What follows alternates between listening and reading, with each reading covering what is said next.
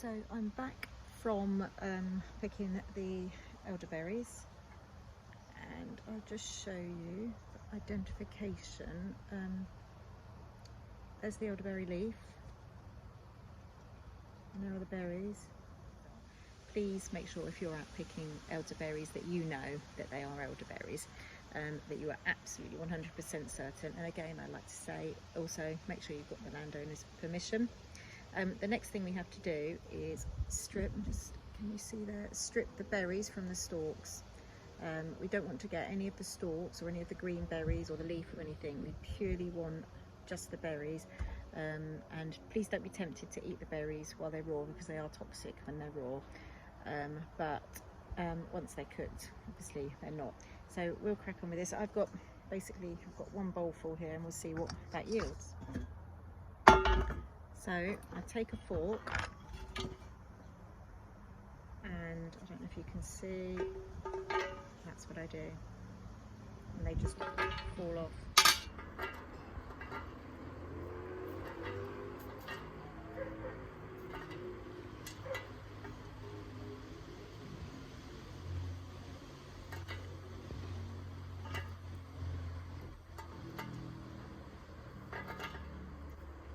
And you see all these stalks and things, we do have to get all of the stalks out. It is a bit tedious, but it is worth it in the end. So, and any green berries we need to make sure are out. Okay, I will come back to this when it's all done. As you can see, I'm stripping them off, and what you need to be doing is all the little bits of stalk and leaf, you need to be trying to get as much of that out as possible. You can just pick them off if you like, if you prefer. Sometimes that way is easier because you don't get the stalk. It's much easier to pick it without taking any stalk with it, but it is obviously still a very long process.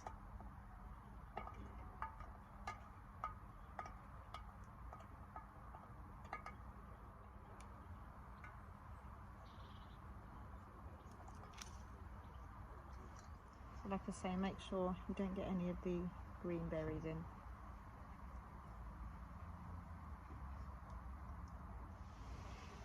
So I'm checking over regularly for any bits of stalk or anything like that.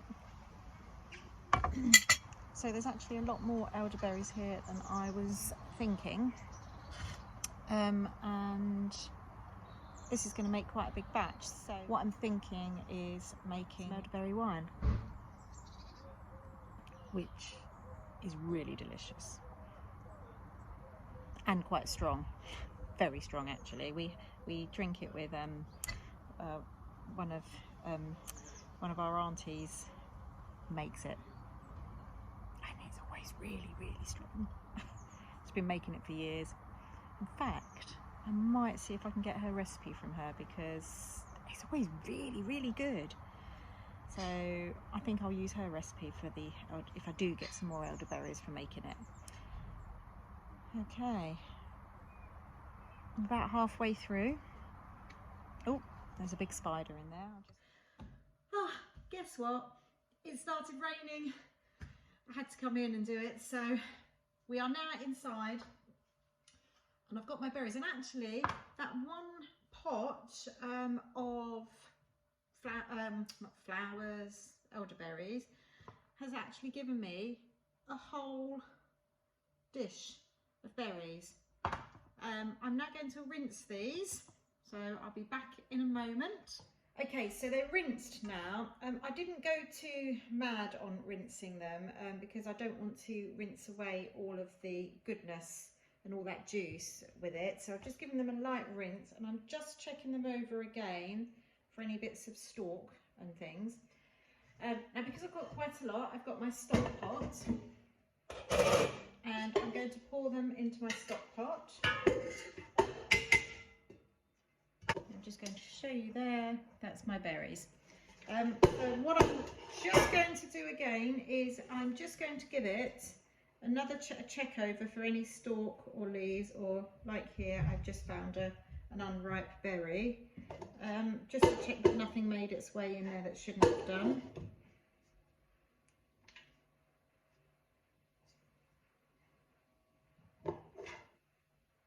Okay, that looks good to me. So what we need to do now is cover this with water. So we're just covering over the top of it with water. So whatever berries you've got, just cover them slightly with water. Let me just grab a jug.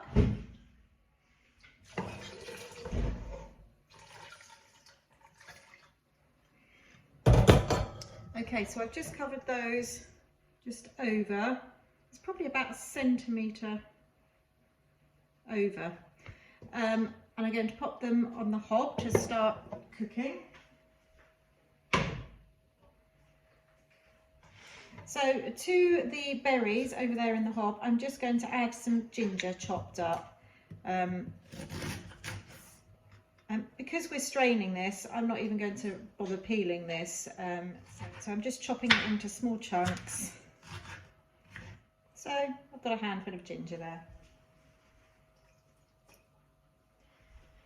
Right, so I will bring that to the boil and then leave it for about 10 minutes simmering. And what I will do is grab myself a potato masher, and I'm just going to gently mash the berries. I don't want to crush the pits, but I'm just mashing them just to try and extract as much of the juice as possible. And I'll catch you in a moment. Okay, so to this, I'm now going to add some crushed cloves. I've got about a teaspoon there. Okay, so we have got in the pan now, we have got elderberries, equal part elderberries to water.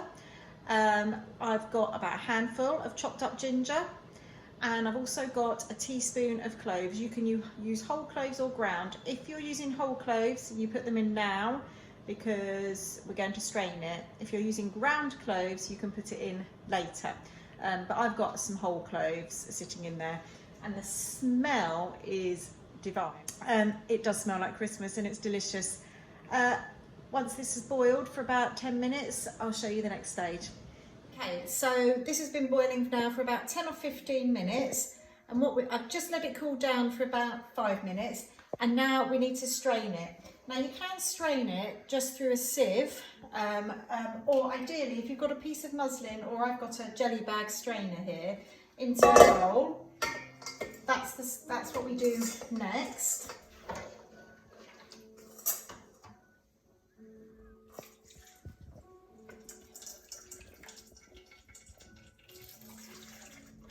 It does stain, this does, so it's a good idea to wear an apron.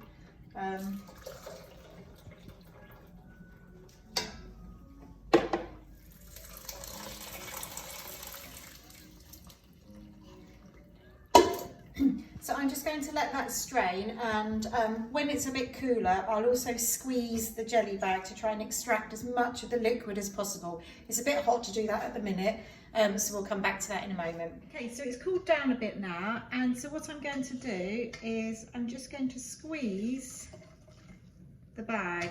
Oops. If you can see all that juice coming out. Actually, it is still a little bit warm, but I can just about bear it. And it's not like we're making a jelly or anything, so we're not worried about it being clear.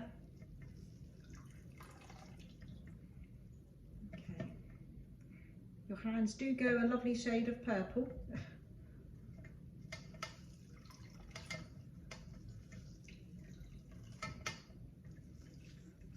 So I'll keep squeezing this now to, as it's cooling down, to try and extract as much of this goodness as possible, and then we'll move on to the next stage, which is adding the sugar. So we'll move on to that in just a moment. So I think we are almost there. Still a bit hot. I feel I've got it running everywhere. Right, I think I'll give my hands a wash and then move to the next stage. I'd forgotten, it really does stain. It's everywhere on me, but anyway. Right, so what we need to do now is measure our liquid, and you want to do equal parts liquid to sugar. So if you've got 500 millilitres of water, of liquid, you want 500 grams of sugar.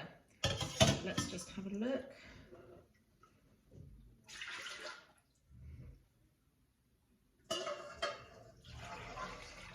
So for every litre of liquid, you want to add around about a kilo of sugar.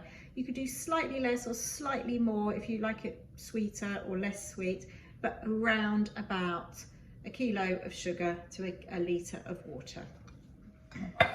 So I know it does seem like quite a lot of sugar. There we go.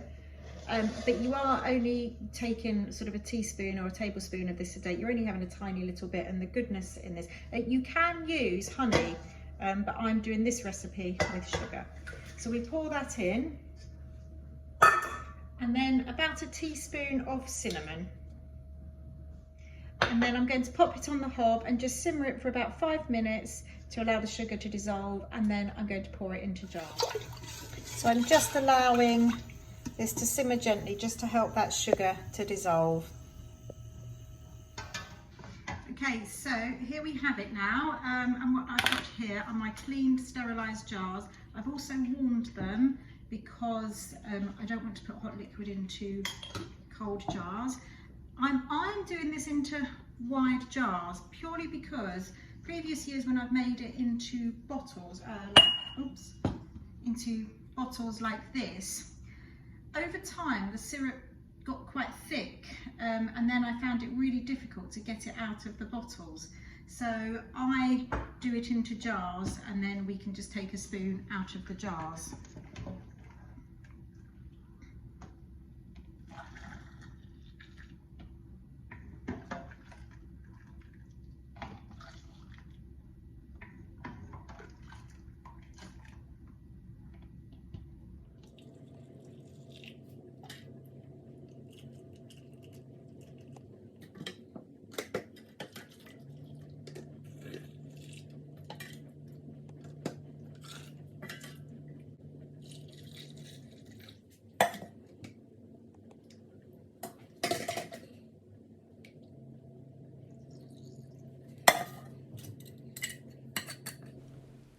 So I'm just going to pop the lids on now, and then we're all done with the elderberry syrup. So there you have it. There are 4.5 jars there of the elderberry syrup. I am not water bath canning this. I'm just going to keep it in the fridge, and it should keep fairly well for a few months in there. Obviously keep an eye on it, and we'll take a spoonful of it every day in the hope that it might stave off some colds and coughs and things, who knows. But equally, it's so delicious. I absolutely love elderberry syrup. So yes, thank you once again for joining me here on the channel. I hope to see you again soon, and take care. Thank you. Goodbye.